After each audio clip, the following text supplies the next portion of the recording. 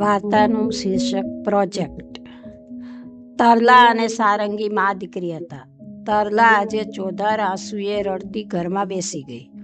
ધવલ સાથે પ્રેમ લગ્ન કર્યા પછી આજે બરાબર 10 વર્ષે તે આટલું રડી રહી, જાણે કે 10 વર્ષનું સામટું. કેમ કે આજે જ ધવલનો અંતિમ સંસ્કાર વિધિ કરી દીધા હતા. હાર્ટ એટેકથી મૃત્યુ. 6 વર્ષની દીકરી સામે ધવલની તસવીર અવાચક બની ગઈ. તરલા અવાચક બની ગઈ, પણ હેતાલી સખી એની વારે આવી ગઈ. તે થોડા દિવસ અહીં જ રોકાઈ ગઈ. 12-15 દિવસ તો નીકળી ગયા. ચાલ, હું આવતી જતી રહીશ, રડીશ નહીં. તારા પાર્લર પર કામનું ધ્યાન રાખજે, કહેતી તે નીકળી ગઈ. તરલા થોડી કઠણ અને સ્વસ્થ થવાનો પ્રયત્ન કરતી રહી. સારંગી પણ થોડી વાર હસતી તો થોડી વાર ચૂપ થઈ જતી. છતાંય સારંગીથી તેને ઘરમાં ગમતું. મનમાં યાદ તો બધું આવ્યા કરતું. મા બાપ ફક્ત ઔપચારિકતા દાખવીને 2 આંસુ પાડી ચાલ્યા ગયા. જાણે 10 વર્ષ પહેલાં દીકરીએ કરેલી ભૂલની સજા જ તેને આપવી હોય એવું તેને લાગ્યું, અને એવો ભાવ પણ જણાયો. ધવલે મૂકેલી થોડી બચત અને એક પોલિસીથી મળેલી રકમ તરલાએ સાચવી મૂકી, અને એક બ્યુટિશિયન શોધી પાર્લરનું કામ થોડું વધારી લીધું. સોસાયટીમાં તેનું મકાન છેલ્લું હતું. ધીમે ધીમે જાહેરાત કરતા પાર્લર હવે થોડું વધુ કાર્યરત બની ગયું. એક દિવસ બપોરે તરલા આરામ કરી રહી હતી અને ડોરબેલ વાગ્યો. એણે ધીમેથી દરવાજો ખોલ્યો. કોઈ અજાણ્યો યુવક સામે ઊભો હતો. હું છું ચિન્મય. હું ધવલને જાણું છું, છતાંય અત્યારે તો એક કામથી આવ્યો છું. અને તેણે એક કાર્ડ તરલા સામે ધરી દીધું. તેના પર હેતાલીનું નામ હતું. મને 6 મહિના માટે તમારે ત્યાં એક રૂમની વ્યવસ્થા મળી શકે? બદલામાં હું તમને ₹3000 આપતો રહીશ. મને અહીં જોબ મળી ગઈ છે. રોજનું અપડાઉન. તે થોડો અચકાતા મને બોલ્યો. બગાસું ખાવું રોકી તરલા પાણી લઈ આવી. ના, પણ અહીં રૂમ છે જ નહીં. એકમાં મારા પાર્લરનું કામ, આગળનો હોલ, અને અંદરના રૂમમાં તો હું અને મારી દીકરી. તે બોલી ગઈ. ત્યાં તો યુવક જ બોલ્યો, મને હોલ કે પાર્લરના રૂમમાં પણ થોડો સમય અને જગ્યા મળી જાય તો પણ ચાલી જાય. વાત તો 6 મહિનાની જ છે. તેની સાથે મોટી એક સુટકેસ હતી, તે તેણે જોઈ. તરલા હવે વિચારતી રહી કે સારંગી અંદરથી ઊંઘતી બહાર આવી ગઈ. ન જાણે કેમ, પણ તે સીધી જ અંકલ અંકલ કરતી ચિન્મયની પાસે જ ગોઠવાઈ ગઈ. જુઓ, 6 મહિના માટે હું ચલાવીશ, કેમ કે તમે ધવલને જાણો છો માટે. તે હોલમાંથી ઊભી થતાં બોલી. તમે અંદર પાર્લરના રૂમમાં જતા રહો. ચિન્મય સંકોચાતો અંદર તેની પાછળ ચાલ્યો. તમારી સુટકેસ તમે ત્યાં મૂકી દો, કઈ તે રસોડામાં ચા બનાવવા લાગી. અને પછી તૈયાર થયેલી ચા ચિન્મયને આપતી બોલી, અહીં જ બાથરૂમ ટોયલેટ છે, તમે ફ્રેશ થઈ આવો. પોતે તો અંદર ચાલી ગઈ. ચિન્મય ફટાફટ ચા પી પોતાના કપડાની બેગમાંથી જ પોર્ટેબલ બુકશેલ્ફ અને બેગ એક બાજુ મૂકી નાનું પોતાનું ગાદલું પાથરી સૂઈ ગયો. બસ, હવે ચિન્મય સવારે વહેલો ઉઠે, નાહી ધોઈ જોબ પર જાય. પોતાનું ગાદલું પોતાની સુટકેસ પર જ મૂકી દે, ઉપર રૂમાલ પણ પાથરી દે, અને પછી ત્યાં શરૂ થઈ જાય પાર્લર. 4-5 દિવસ પછી ચિન્મયે રોકડા ₹3000 લેખે 18,000 તરલા સામે ધરી દીધા, જે કવરમાં હતા પણ ઉપર રકમ લખેલ હતી. તરલાએ તે ન લીધા પણ બોલી કે તમે તેને સામે દેવસ્થાને મૂકો. એટલે કે ચિન્મયે તે સાંભળી ચૂપચાપ ત્યાં મૂક્યા. પણ હા, સારંગી ચિન્મયના આવવાથી ખૂબ ખુશ થઈ ગઈ હતી. તે તો રાતે મોડે સુધી એના રૂમમાં જ રહે. ઘણીવાર તો તેની પાસે સૂઈ પણ જાય. પછી તરલા તેને તેડી પોતાના રૂમે લઈ આવે. ક્યારેક થાકેલી તરલા પણ સૂઈ જાય. સારંગી ચિન્મય પાસે જ સૂઈ રહી. 6 મહિના સડસડાટ પસાર થઈ ગયા. પણ આજે ચિન્મય હજુ સુધી ઉઠ્યો નહીં અને પછી તરલા તેને તેડી પોતાના રૂમે લઈ આવે. ક્યારેક થાકેલી તરલા પણ સૂઈ જાય. સારંગી ચિન્મય પાસે જ સૂઈ રહી. 6 મહિના સડસડાટ પસાર થઈ ગયા, પણ આજે ચિન્મય હજુ સુધી ઉઠ્યો નહીં અને કાલે પણ નોકરી પરથી વહેલો આવી ગયો હતો તે તરલાએ નોંધ્યું હતું, પણ તે કંઈ બોલી નહીં. રાત્રે ચિન્મયના રૂમમાંથી ઉલટીનો અવાજ આવ્યો. તેણે ધવલના ઓળખીતા ડૉક્ટરને બોલાવી દીધા. તેમણે ઇન્જેક્શન અને દવાઓ આપી, સાથે ઘરનું જ જમવું એવી સલાહ પણ આપી. બીજે દિવસે તરલાએ સવારમાં તે સારા બટાકા પૌવા બનાવી સારંગીને કહ્યું, અંકલને બોલાવી લાવ. ચિન્મય ધીમે પગલે બહાર આવ્યો. હજી તેને નબળાઈ વર્તાતી હતી. હોલના ખૂણામાંના ડાઇનિંગ ટેબલ પર તે બેઠો. ચા પૌવા ખાતા હવે તેને થોડું સારું લાગ્યું. પછી તે નોકરીએ જતો રહ્યો અને તરલા પણ પોતાના પાર્લરના કામે વળગી. હવે તે સવારે જ પૌષ્ટિક નાસ્તાઓ બનાવતી અને ચિન્મયને જમાડી દેતી. ક્યારેક પૌવા, ક્યારેક ભાખરી તો ક્યારેક થેપલા. 4-5 મહિનાનો સમય પસાર થઈ ગયો. તરલાના પાર્લરનું કામ વધ્યું. તેણે ઘરકામ માટે બાઈ પણ રાખી લીધી. તે આખું ઘર સાફ સફાઈ કરે. સારંગી સ્કૂલે જાય. પછી ફાજલ સમયમાં તરલા હવે અવનવા નાસ્તા પણ બનાવી લેતી, જેથી ચિન્મયને સવારે ચા સાથે આપી શકાય. ચિન્મય હવે સવારે ભરપેટ જમી લેતો. સારંગી તો ખૂબ ખુશ. ત્યાં એક દિવસ રાત્રે ચિન્મયના રૂમમાંથી રડવાનો અવાજ સંભળાયો. તરલાને નવાઈ લાગી. તે ધીમે પગલે રૂમ તરફ ગઈ તો ચિન્મય ખરેખર રડી રહ્યો હતો અને તેના હાથમાં મોબાઈલ હતો.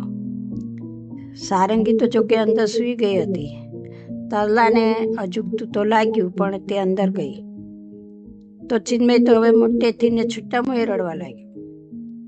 તેણે પોતાના જ હાથથી પોતાનું જ મોઢું છુપાવી દીધું.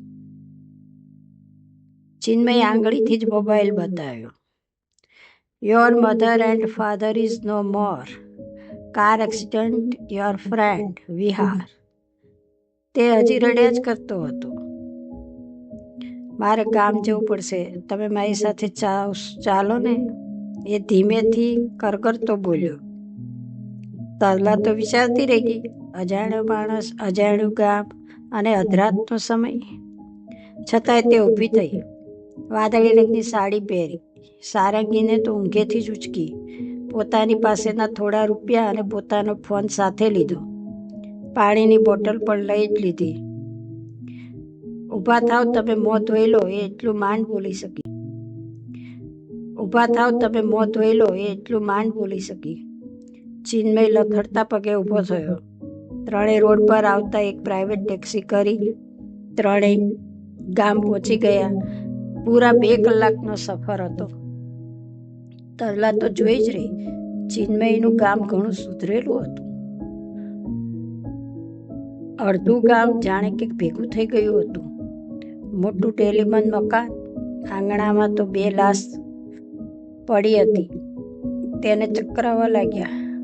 તે કોઈ અજાણી બાઈને પકડીને ત્યાં જ ફસડાઈ બેસી ગઈ. સારંગીને પકડીને તે ધ્રુસકે રડવા લાગી. પછીનો વિધિ જે કંઈ હતો તે પણ પતી ગયો. બીજે દિવસે બપોર પછી ચિન્મયે તેના 2-3 દોસ્તને થોડી રકમ આપી અને ચૂપચાપ તરલા અને સારંગીને લઈ શહેર પાછો ફરી ગયો. પણ હવે ચિન્મય ઘણો ભાંગી પડ્યો. પરિવારનો એકમાત્ર સંતાન હતો તે તેણે ગામ મારફત જાણ્યું. હવે મા બાપ જતા રહ્યા, એ તો દુઃખદ. આ બધું તેણે નજરે જોયું. તે કંઈ બોલી નહીં. બસ સારંગી બંનેને ખુશ રાખી શકતી. પાર્લર સહાયક બેન સંભાળતી, ઘર સાફ સફાઈ કરનારી સંભાળે. ચિન્મયે આપેલા પૈસાથી તરલા સમજદારીથી બધું સંભાળે. પણ આ દુઃખ, આજ તો હેતાલી તું આવ, મારાથી આ સહન નથી થતું. પણ યાર, હું બહારગામ છું પ્રોજેક્ટ પર. સોરી, શહેર આવીશ ને ત્યારે તને ચોક્કસ મળીશ. Take care yourself and Chinmay. Sarangi દ્વારા ચા નાસ્તો કરી ચિન્મય ચૂપચાપ નોકરી જતો રહે. તરલા પણ મહા મુસીબતે રાતે થોડું ઘણું ખાવાનું બનાવે. દિવસો તો આમ જ વીતે. આજે ચિન્મયનો છેલ્લો દિવસ હતો. આંગણા પર તે એકલી બેઠી હતી. ચિન્મયભાઈ અહીં જ રહે છે? આવનાર પૂછતો હતો. જુઓ, હું ચિન્મયભાઈની કંપનીએથી આવું છું. તેમની નોકરી ત્યાં આજે જ પરમેનન્ટ થઈ ગઈ છે. પ્લીઝ આ લેટર તમે એમને આપશો. તરલાએ એ કવર લઈ લીધું, પણ ચિન્મય 2-3 દિવસ દેખાયો નહીં. બંને 1 વર્ષથી સાથે તો અહીં જ રહેતા હતા.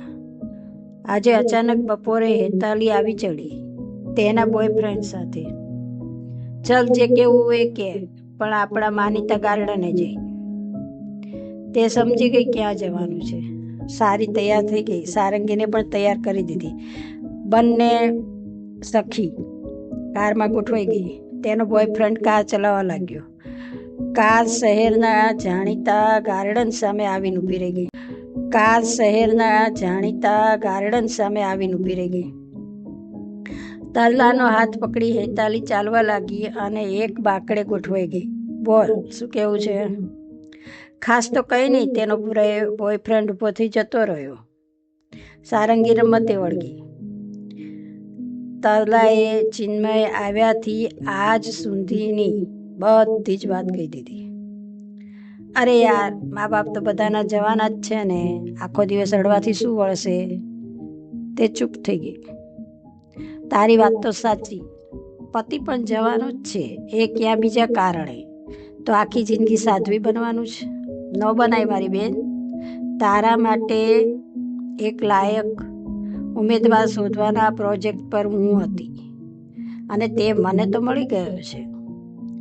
દૂરથી ચિન્મય ચાલતો આવતો હતો. તે પાસેના બાકડે બેસી ગયો. પૂરા 4 દિવસ પછી તે દેખાયો એટલે સારંગી તો આનંદની કિલકારીઓ કરવા લાગી. તે તેના ખોળે ચડીને ગોઠવાઈ ગઈ. ચિન્મયે તેને ચોકલેટ અને કેન્ડી આપી દીધા. જો ચિન્મયવતી, હું બોલું છું.